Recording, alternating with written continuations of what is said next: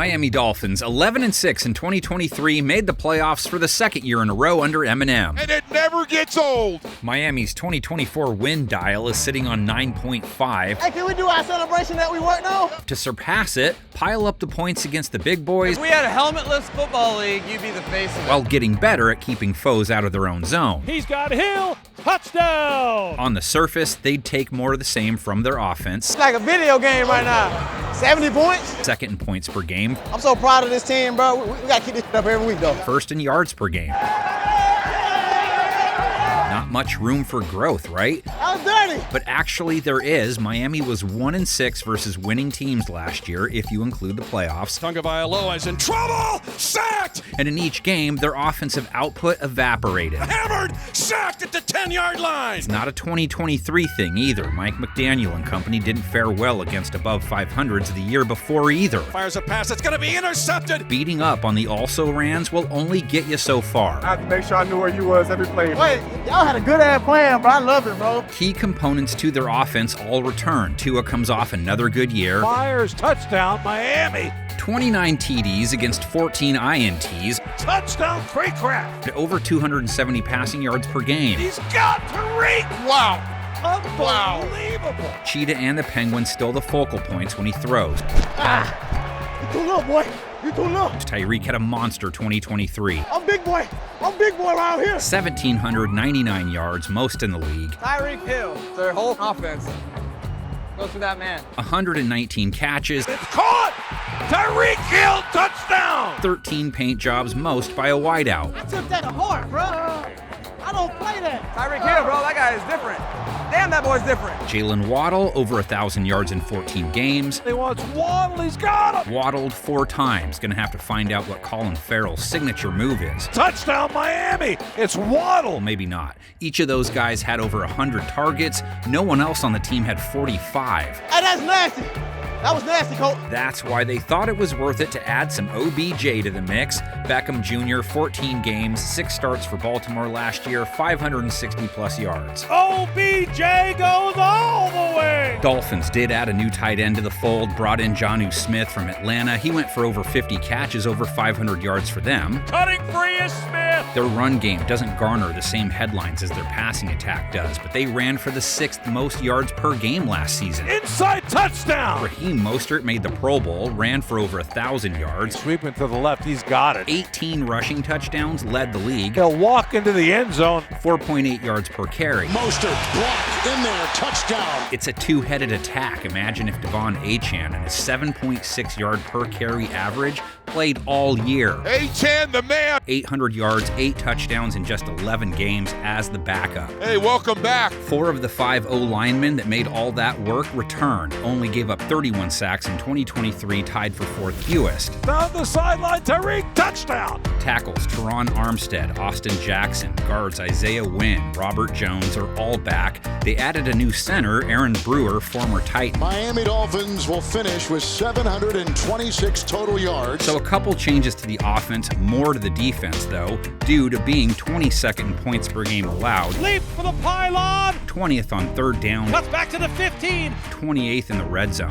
Makes a move. Was it a total disaster? Not at all. 8th in turnovers And it's picked off in the end zone. and 10th in yards per game allowed. Pollard doesn't get in. He's about a half yard short of the goal line. Did their offseason moves make them better? Some big names aren't coming back. Settle in, let's play ball. Most prominent defensive tackle Christian Wilkins, who bolted after a 9-sack year. That's the 7th sack of the night. Wilkins was a big reason Miami had 56 sacks, 3rd most, Boy, and it's coming from everybody. and the most QB hits of any They team. got him. Fumble! Ball comes out. No more Emmanuel Ogbah, he was worth 6 sacks. Down he goes, another sack. They also don't have outside linebacker Andrew Van Ginkel, also a half dozen guy. It's picked off by Van Ginkel. Dolphins pass rush, still plenty equipped though, even in the middle. You knew it was coming.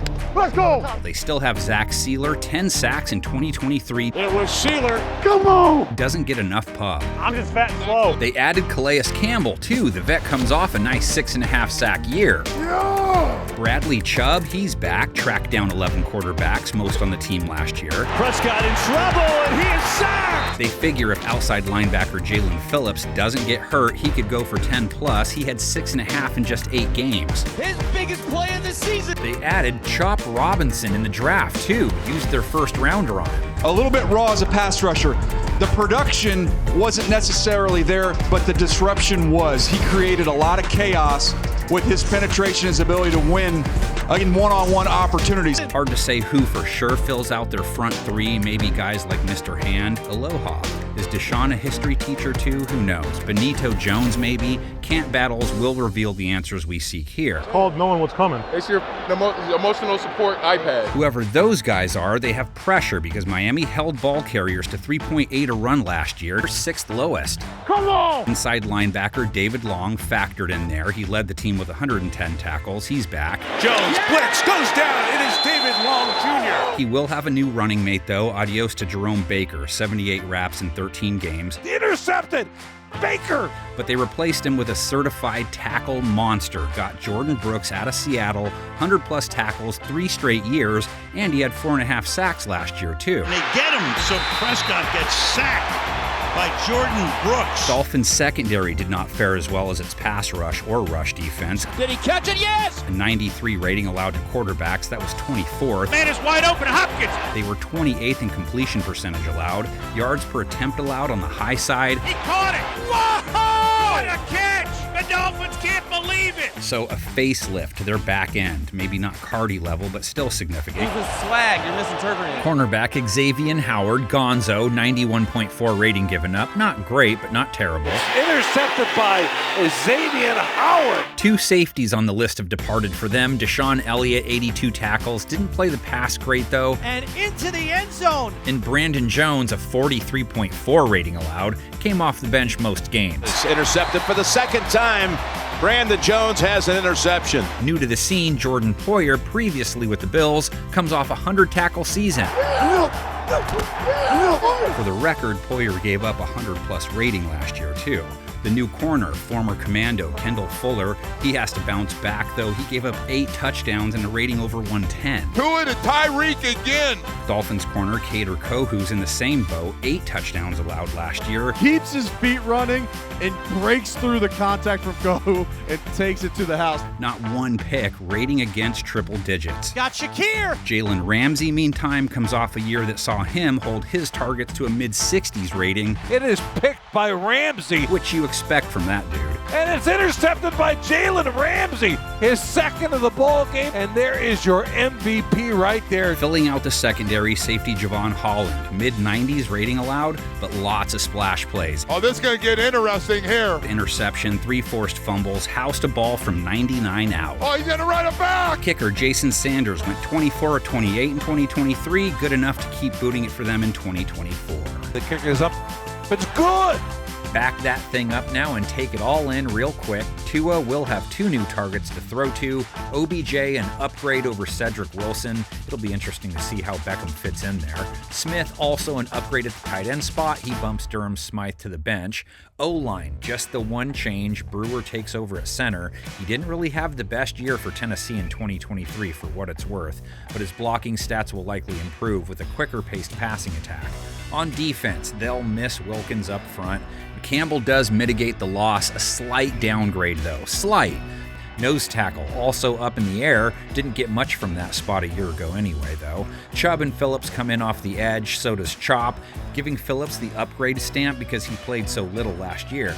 2 new faces being added to the secondary. Poyer for Jones, a conservative push, but Poyer could be an upgrade if his play against the pass bounces back. At corner, X doesn't mark the spot anymore, and Kendall Fuller was really rough for Washington last season, so a downgrade there. Let's dive into their schedule now, see what we come up with for their floor and ceiling this year. Let's have fun. Let's go. Start with the worst case scenario. Their win total is 9.5, so let's say they only beat their lesser opponents. Jacksonville at home week 1, Seattle on the road week 3, Tennessee back at home. They can take the Pats on the road, same with the Colts, then another dub against Arizona, beat the Rams out west, take care of business against the Raiders, then it gets tougher. No way they lose all 4 to the Jets and Bills. Probably don't sweep all the subpar squads either. You get it. Floor of 9-8. No! How dirty! Now, let's see how their year looks like through the glasses of a Miami optometrist. They would, of course, defend South Beach versus Buffalo, and they'd be good enough to beat Green Bay on the road while taking out the Jets at home too. That's as high as we'll take it. 12 wins in that division this year would be a feat. I like that. Game preview guy guesstimate 10-7, which would be good enough for dancing. I'm not an optometrist or an optimist, but I did say they'd go 11-6 last year, so, that proves the whole blind squirrels and the nuts thing is true. Hey, we don't. Each and every one of us. It don't matter who playing out there.